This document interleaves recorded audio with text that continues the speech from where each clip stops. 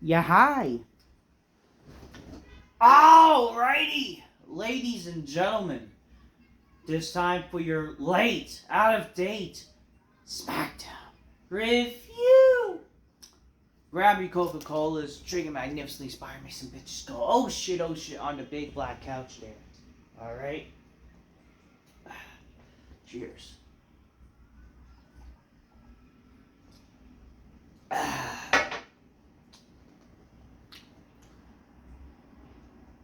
So this is the go home show, the Backlash.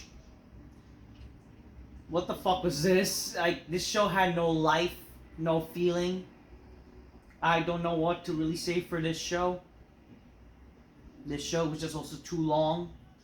I can't wait for, hopefully this goes back to 2 hours. Apparently next month is going back to 2 hours. Hopefully so.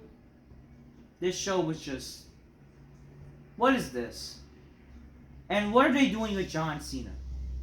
Like, why is it every week, or whenever he's there, since he won the title, even like before with Cody, why are we seeing John Cena taking a fall? Like, why are we seeing him take a? Again, it's also kind of typical WWE where they always kind of make the heel look weak. Why are we seeing it after years of John Cena? He would get the upper hand of people as a babyface. He can't do the same as a heel. What are we doing? Like, what are we doing here? Why are we doing the same fucking shit with Cena right now? Where every time, like, since, like, this past month, he's going, okay, I know it, John. Like, enough with this shit. Holy crap, it's the same garbage. God damn. So, anyways, this is the Backlash Go Home show. And I'm just like, I'm surprised of how much I don't care for this. How there's barely anything to make you care for this show, that's for sure. This show felt like nothing. The show started with Damian Priest and LA Knight defeating Solo Sikoa and Jacob Fatu. After the match, Jacob attacks Priest and LA Knight, but then Drew McIntyre comes out and lay out Jacob with the Claymore. The match was whatever. I sadly did not really care for this match.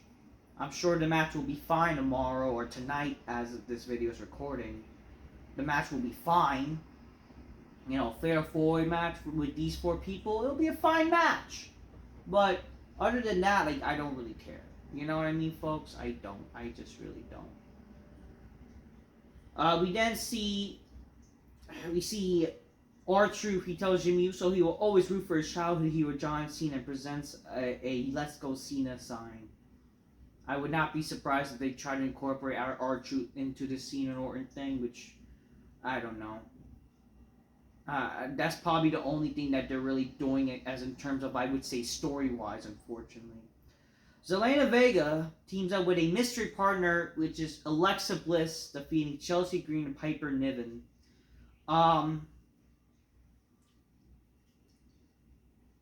So Alexa Bliss is back in WWE after when... Okay, so I don't get this. So Alexa Bliss, who got the biggest pop of Royal Rumble, you know, her return, and yet she was not at WrestleMania. I don't get it. Why wasn't she at WrestleMania? You know what I mean, folks? Oh, because it's her and White. I don't fucking care. Don't fucking force this White shit anymore. Fuck the White Six. That's dead. Alexa Bliss should be freaking the goddess. She should be freaking... She should have been the one challenging Tiffany Stratton for the women's title. Fuck Charlotte. Or Charlotte could have done fucking whatever. She could have dressed up dressed up as the most disgusting trans person as she can be. And no one will fucking care. What are we doing here? Why is Alexa Bliss not being showcased as like a top women's star? People clearly love this chick. And yet they failed on utilizing her. And instead they'll push the fucking most ugliest fucking She-Hulk possible. And they ain't invited to the big black cast, that's for sure. Oh, how dare you be demeaning to women? How dare you act like a fucking faggot? Excuse me that you can't take jokes. Las Garza attacks Rey Fenix backstage. I don't care. Then we see the nature boy, the nature boy. We see Ric Flair in drag. He comes out and says he's back and being on the road to becoming the women's world champion. He's trying to chase the 17 world title, folks. And how he's the greatest of all time. The fans boo him, and Charlotte gets, Ric Flair in drag, basically. He gets upset, and he will give them one more chance to show respect, or else we'll leave. And then he leaves when Jade Cargill shows up. And then Jade tells Charlotte to get back in line or whatever. Okay. Then backstage we see Ric Flair and Alexa Bliss. For some reason, Alexa Bliss confronts her. We need to talk for God knows what reason. What, are you gonna do really like a tag team with them or something? Like, come on, why? Nia Jax defeats Jade Cargill to become the #1 contender for the women's title. And the title match is not even happening tomorrow. And she only won because of Naomi. So Jade Cargill loses to Nia Jax in like the weakest banzai drop I ever seen in my life. And Jade Cargill looks like a joke. Jade Cargill, who has the presence to looks like Storm from X-Men. And she loses because of a little distraction by Naomi. And she loses to Nia Jax. What? She looks fucking weak. Like, great, you just made Jade Cargill just like another woman. This is the problem with wrestling. They just treat everybody like this, they're the same person, rather than something special. What is wrong with this business? What is wrong with this company? Jade Cargill, who has the look, and you make her look like a fucking joke just by burning her like that. Like, wow, really good. Really good. Fucking this stupid company. Like, you could have had just Charlotte attacking Jade Cargill. That would have given her the out. But no, it's just fucking dumb shit, dumb WWE booking 101. This is the problem when you don't have good writing. Backstage, Street Profits, they're getting praised for their TLC match, and it's like, whatever. And then the Street Profits, they came out and says, we had the greatest tag team in TLC history. It's like, shut the fuck up. You're only getting praised because again, smarks want to smark, they want to freaking have a smark off. They want to freaking claim, like, that match stole the show, should have been at WrestleMania. While I'm not disagreeing the match was bad, and should not have been at WrestleMania, I agree, it should have been at WrestleMania, it was a good match, but to say it's better than a freaking, the best TLC matches, give me a fucking break. And again, they will only say that if they're heels. They're not heels. And for some reason, we had Nex and Fraxium, they come out and they challenge the Street Profits, and the match is made for God knows what reason. So great, babyface versus babyface. Again, why are there so many babyface versus babyface matches? And it's like, what the fuck? Who the fuck cares? And it's like, who I'm gonna cheer for? Why should I care about either fucking team? And great, we're gonna see another garbage match the next week or whatever. Like, why? Who the fuck cares? This 50-50 booking garbage is god awful. Holy shit! And then Fraxium defeats the Street Profits. I don't fucking care. Go shit off, please. Aleister Black defeats Carmelo Hayes. I don't fucking care. Then DIY attacks the Motor City Machine Guns and the Fraxium. I don't fucking care. Andrade and Rey Fenix defeats Las Garza. And after match, Santos Escobar yells at the freaking people. I don't know, I don't fucking care. And the main event segment, probably the only thing that made people care about this show. But again, sadly, it was the same shit. And it's just unfortunate that people are hating on John Cena's heel character now. Which, I'm not surprised. And I don't really think it's not Cena's fault. But I don't blame the fans either. Because, unfortunately, The Rock exposed that the Cena heel turn was just last minute thing. It was never a long-term plan. So, what does that freaking tell you? It's a joke. And the only problem with this, too, is that, like, why is Cena every time he's getting arc out of nowhere? Or looking, like, why is he taking the fall? What, like, can we actually get a fucking heel to let these... Wouldn't it be heel number 101 to stand tall before the pay-per-view? Or at least we get a definitive kind of like a... both men looking strong before of the freaking title match. What are we doing? Why are we making Cena look weak? Like, it's all clear as day. We get it. Cena's gonna fucking win. But why are we making him look weak before the title match? So by that logic, Orton should beat Cena with the act out of nowhere just like that then. Fucking A. Like, what kind of booking are we seeing with WWE? You know what I mean? Anyways, the main event segment. Oh, yeah. So, someone threw a beer bottle at Cena. So, a little heel heat with that. And Cena even incorporated it in the promo. Again, that's what happens when you have a guy who can cut a promo. So, Cena, he says after the fan boo drew the beer bottle, and he made the ring announcer do his cliche, the typical Cena entrance heel promo, which whatever, it's signature, Cena then says, "Tomorrow your childhood dies. The reason you're reduced to throwing empty bottles of beer is because every single one of you know exactly what's important, how important Backlash is. Y'all do everything you can, just like Randy Orton, which is why Randy Orton's not here tonight." So the fan, made a tease that Orton was not there. Which, and by that logic, why wouldn't Orton be there when it's the show before? I don't know. Unfortunately, WWE has done that before with Roman and shit. Y'all do everything you can, just like Randy, who's not here tonight. And then, don't boo, because he's smart. He took my advice. He's at home with his family in St. Louis, and he's prepared for this biggest moment in his career. The first time I wrestled Randy Orton was over 25 years ago. Since then, we shared in the ring, on television, almost 100 appearances. There are 31 world championships between us. And we are two names have defined what it means to have ruthless aggression. If you're a fan between 12 and 55 and beyond, you either choose Randy Orton or you choose John Cena. But what's at stake tomorrow? Because tomorrow is our final match, and you only get to choose one more time. Tomorrow, your childhood dies. No, don't worry. If you're a fan of 3 and 11, tomorrow your childhood would die as well. I will make sure that you grow up fast, because tomorrow I prove 3 things. Life isn't fair, winners write the history books, and Randy Orton is a liar. The person Randy has been lying to over these years is himself.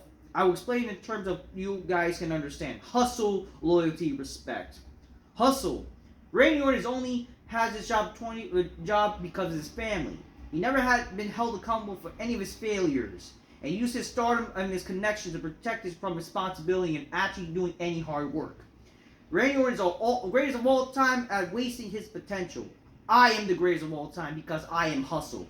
Loyalty? Randy Orton only working at this job lots of days in a row means he thinks working a lot of these jobs is meaning loyalty. That's not loyalty. That's cashing a check.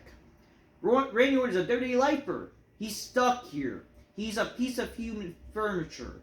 He's right.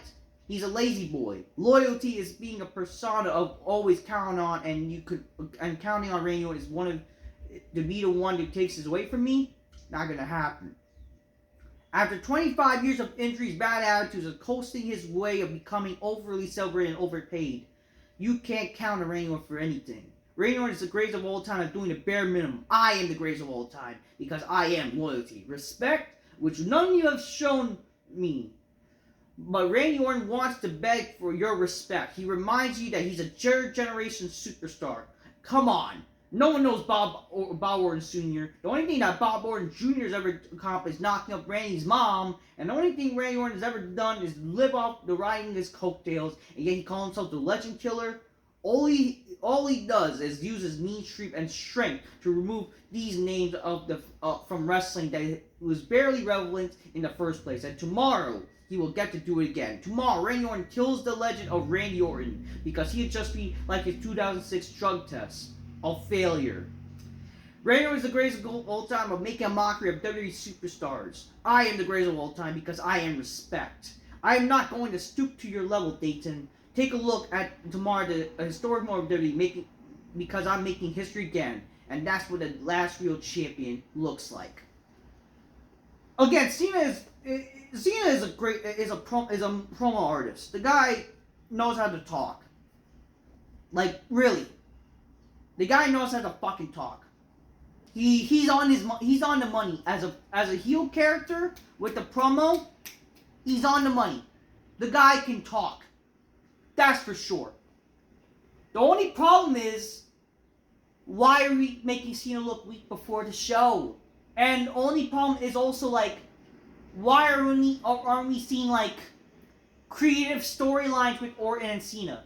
I mean, you know what would have been nice is Cena, like we should have explanation why he wants to ruin his family. Like we should have seen Cena mentioning, there's 2 reasons why I'm gonna ruin Orton, or I will.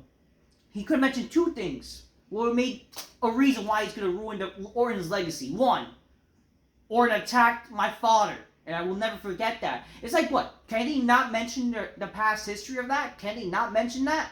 That should have been reason, number 1. Number 2, Orton prevented him of becoming champion of 1,000 days before Roman Reigns. How? Because Cena was injured. He got injured by Orton. Well, obviously he didn't get injured by Orton necessarily. If you all remember, back in 2007, Cena had that injury, torn pec muscle, which led him to be stripped of the title.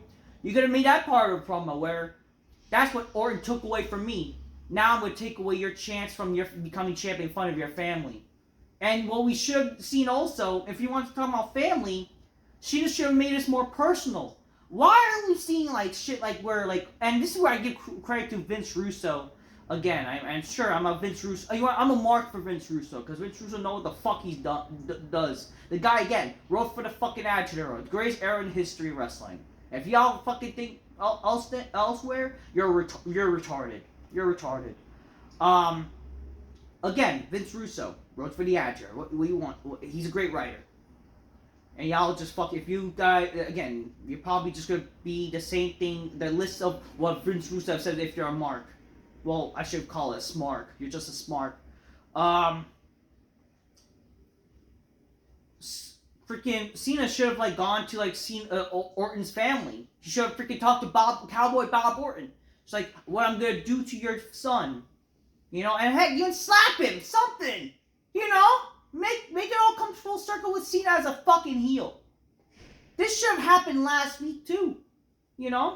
Something, a little pre-packaged thing. That's the problem. WWE doesn't do anything creative anymore outside the show. They don't do anything. They just backstage and in the ring. Nothing creative anymore. Nothing fun. It's just it's lifeless, lazy shit, But guess what they did? The same shit like usual. I can't know where you're, John. Radio is the greatest of all time, Michael. What happened was Cena, so there was we kind of knew that they were going to do the whole Orton coming out. So basically what happened, we had a fake Orton for some reason. We don't know who it is. It should have been just revealed. Maybe it could have been something, It should, why do it, right? Why would Orton send a fake guy to attempt to attack Cena, right? Whatever. Cena did an AA to the fake Orton. A lot of people say it's Ty Dillinger or Sean Spears. I don't fucking care. Whatever. So, he got AA him. Then Cena's posing. And then the real Orton comes out. I can't know you, John. Same shit like usual. I don't know. Obviously, I'm looking forward to this match, but whatever.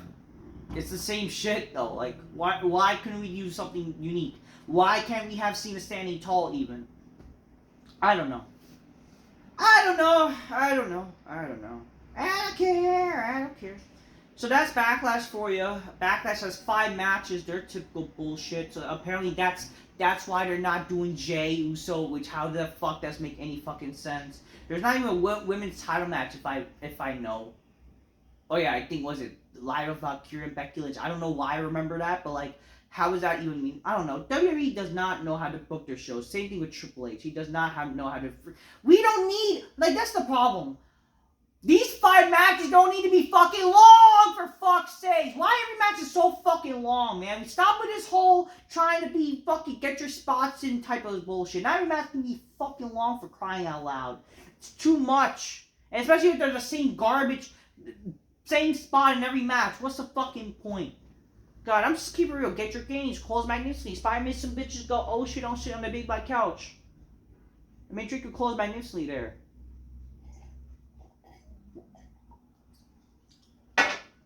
Anyways, fuck wrestling, man. Till next time, peace. Yeah, bye.